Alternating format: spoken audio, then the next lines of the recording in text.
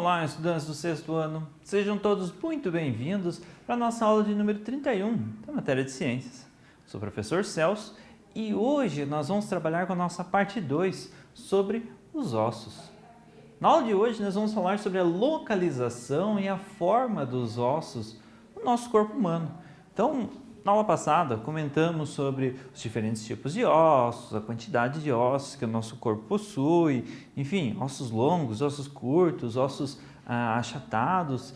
E nessa aula a gente vai ver onde nós encontramos esses ossos que nós trabalhamos na aula passada.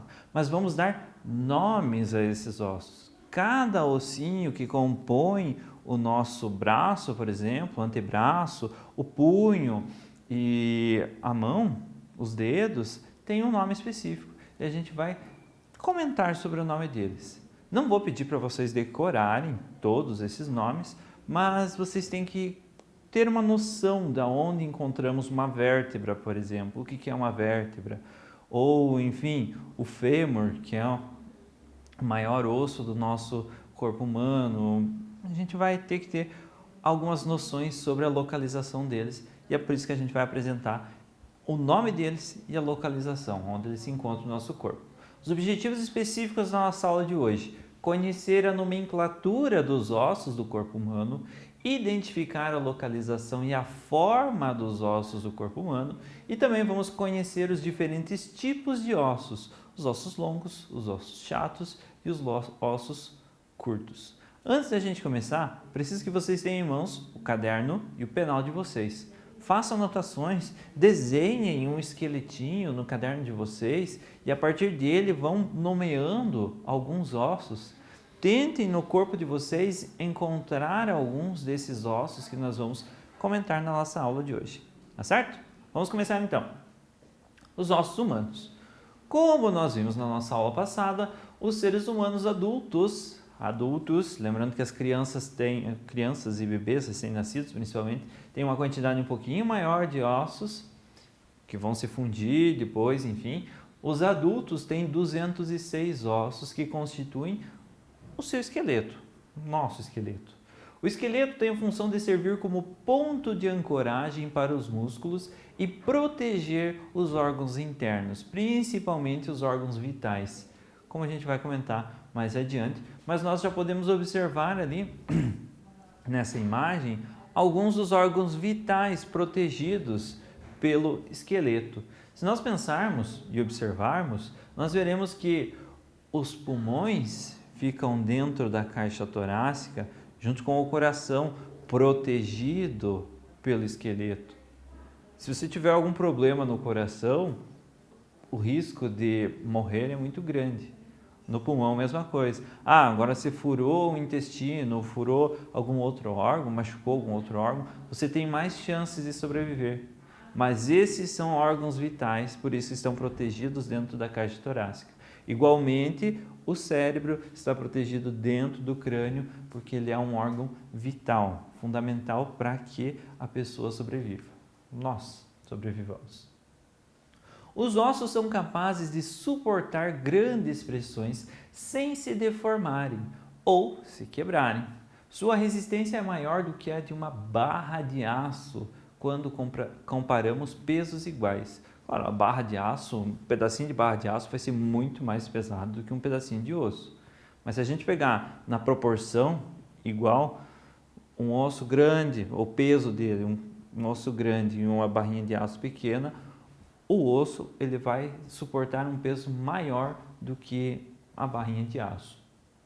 Tal resistência parece incrível se considerarmos que os ossos são leves e têm um interior esponjoso, cheio de pequenas cavidades. Então, como a gente pode observar na imagem ao lado, nós temos a estrutura de um osso. Se vocês pegarem um osso de galinha, por exemplo, vocês vão perceber que ele também é esponjoso. É fácil de você roer ou descamar parte desse osso, até mesmo quebrar esse osso depois que ele é assado, cozido, enfim. Justamente porque ele é esponjoso, ele tem cavidades onde vai ficar armazenado o nosso sangue e também onde vai ser produzido ele.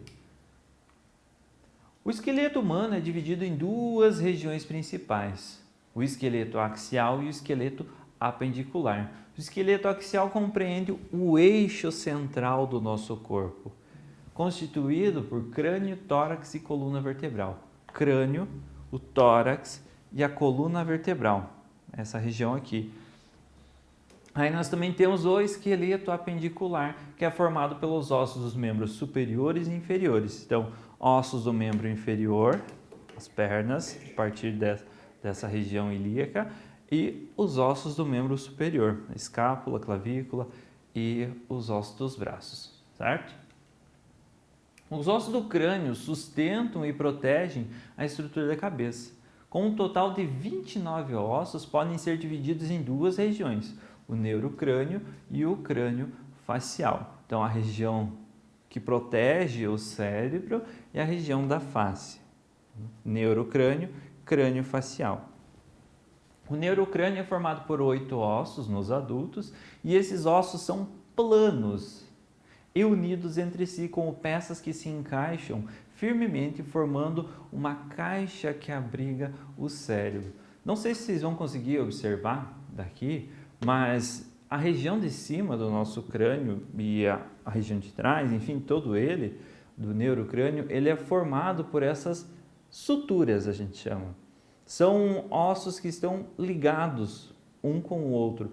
Cada sutura dessas representa o limite entre 2 ou mais ossos. Esse é um osso frontal, os ossos parietais, o osso occipital fica aqui na região de trás da cabeça, enfim, nós temos essas suturas que vão dividir, vão limitar os ossos, mas eles todos estão fundidos uns aos outros. E eles têm esse aspecto plano, eles não são compridos e não são espessos, eles são achatados, são planos. O esqueleto do crânio facial é formado pelos ossos que circundam o nariz, a boca e as órbitas dos olhos. Além desses dois grupos de ossos, temos 6 ossículos associados à audição e o osso hioide responsável pela estabilização de vários conjuntos da musculatura usados na deglutição e na fonação. Ou seja, nós temos 6 ossículos dentro da nossa orelha, são os ossículos que nos auxiliam na audição, são os menores ossos do nosso corpo humano, e nós temos um osso chamado de hioide. Geralmente os esqueletos eles não representam esse osso, esse daqui também não, mas ele é um ossinho em formato de U que fica embaixo da nossa língua, mais ou menos, na sua localização. E ele auxilia na hora de nós engolirmos um alimento, por exemplo, ou água, auxilia na nossa deglutição e auxilia na nossa fonação. O que seria fonação? O ato de falar. Então, ele sustenta a musculatura que move a musculatura da face e possibilita nós pronunciarmos tantas palavras difíceis, possibilita nós comermos os alimentos, enfim. Aí nós temos uma imagem sobre alguns dos ossos que compõem então o neurocrânio e o crânio facial. Se vocês forem acompanhando essa imagem ali, vocês podem ir tentando localizar em vocês os ossos. No crânio de vocês, o osso parietal fica nessa região, osso frontal na testa, occipital aqui atrás, temporal é na região das orelhas. Aí nós temos o zigomático, é esse da face.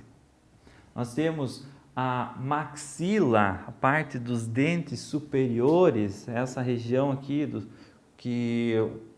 onde os dentes superiores estão inseridos, e nós temos a mandíbula, que é a parte móvel da face. Então essa região móvel da face é a mandíbula, maxila fica em cima. Legal. No tórax, o esqueleto ósseo é constituído pelo externo, por 12 pares de costelas e por parte da coluna vertebral. Vamos lá. Externo, onde nós localizamos o externo, e lembrando que externo aqui é escrito com S mesmo, não é externo de fora, de estar externamente. Então, o externo osso é com S. O externo é esse osso aqui, que tem o formato de uma gravata no peito do esqueleto. Então, esse é o osso externo. 12 pares de costela. Então, desse lado aqui eu tenho 12 costelas e desse outro lado aqui eu tenho 12 costelas também. E por parte da coluna vertebral, nossa coluna vertebral, então, chamada de torácica, vértebras torácicas, são essa região aqui. Então, são 12 vértebras torácicas ligadas às costelas, certo?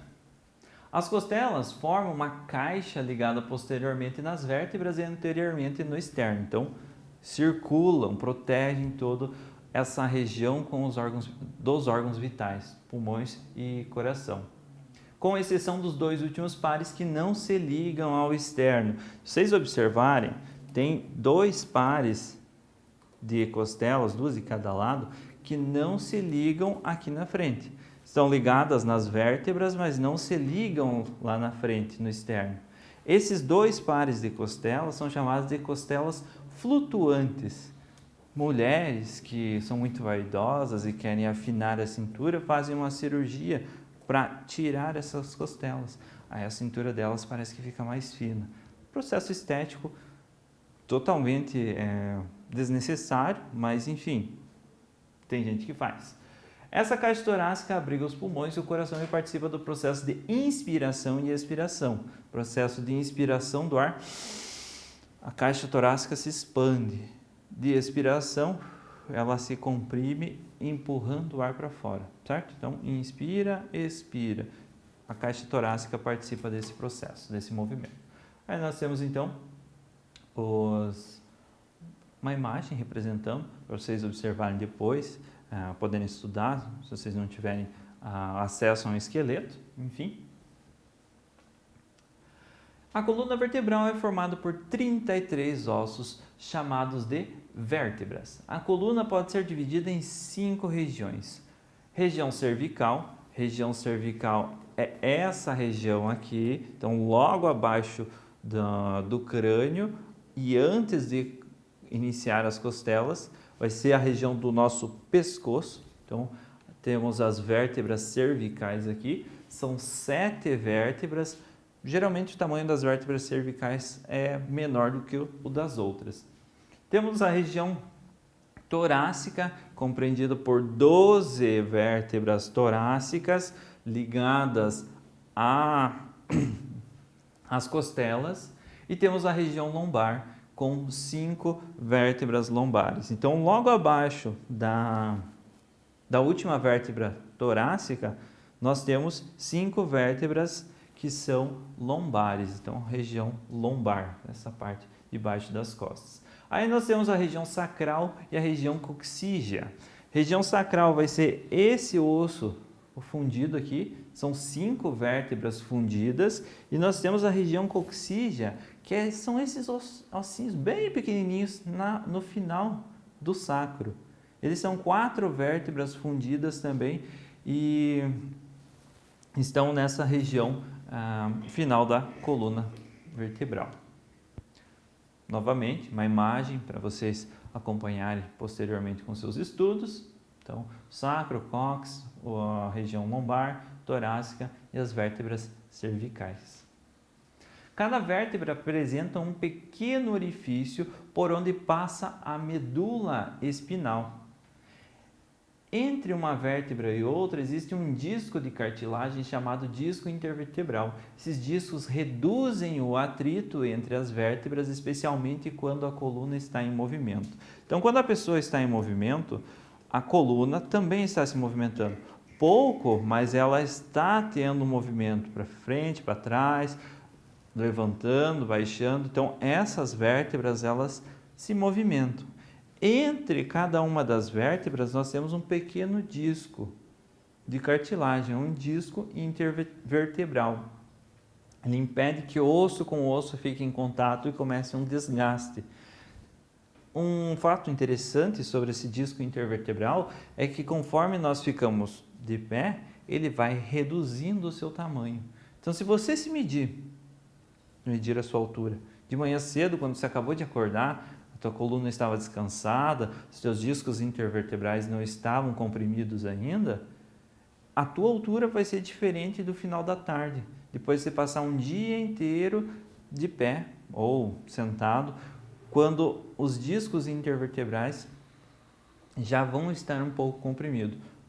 Não vai variar tanto, vai ser 1 centímetro, 2 centímetros talvez, mas é uma pequena variação que acontece.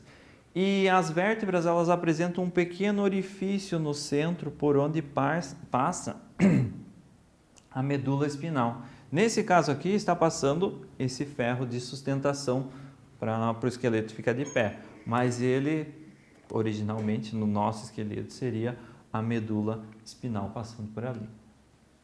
O esqueleto apendicular está ligado ao esqueleto axial. Os membros superiores através dos ossos da escápula e da clavícula e os membros inferiores através da pelve. Então nós temos aqui a escápula, esse osso do nosso ombro aqui, e a clavícula. Clavícula, muitos falam cravícula, mas não é cravícula, é clavícula, certo? Então, clavícula, nós conseguimos senti-la aqui, e ela se liga na escápula, e a partir daí nós temos os membros superiores, os braços. Já os membros inferiores estão ligados na pelve. Então, essa região da pelve e liga-se os membros inferiores, as pernas. Os braços são formados por um único osso, ou húmero, enquanto o antebraço é constituído por 2 ossos, o rádio e a ulna. O braço, essa região aqui, um único osso, húmero. O antebraço, rádio e a ulna. Como que eu vou saber qual dos dois é qual? O rádio sempre vai ter a anteninha, certo? O dedão. Então, o rádio é esse osso que que se liga próximo ao dedão. Vão por mim, vocês vão gravar assim. O rádio, então, tem a antena, o dedão, e a ulna vai ser o outro osso ligado aqui. O rádio é um pouco menor do que a ulna, certo? O punho é constituído por 8 ossos chamados de ossos do carpo. A palma da mão é formada por 5 ossos metacarpais e os ossos do dedo são chamados de falange. São um total de 14 em cada mão. Então, começando com os dedos. Nos dedos nós temos as falanges. Então, esses ossinhos da ponta dos dedos. Aqui nós conseguimos dobrar e sentir os ossos do nosso dedo. São as falanges. Os metacarpais, ossos metacarpais, compõem a região da palma da mão. Então, aqui no esqueleto, nós temos a palma da mão composta pelos ossos metacarpais. E nós temos também os ossos do carpo, que compõem o nosso pulso. Então, essa região do pulso, punho, ela vai ser chamada de carpo. São 8 ossinhos, cada um deles tem o seu nome, mas a gente não vai entrar, até porque definir qual é um pouco complicado, ainda mais nessa distância que nós estamos. Mas, enfim, são 8 ossos que compõem o carpo. Temos o carpo, metacarpo e as falanges, então, nas mãos.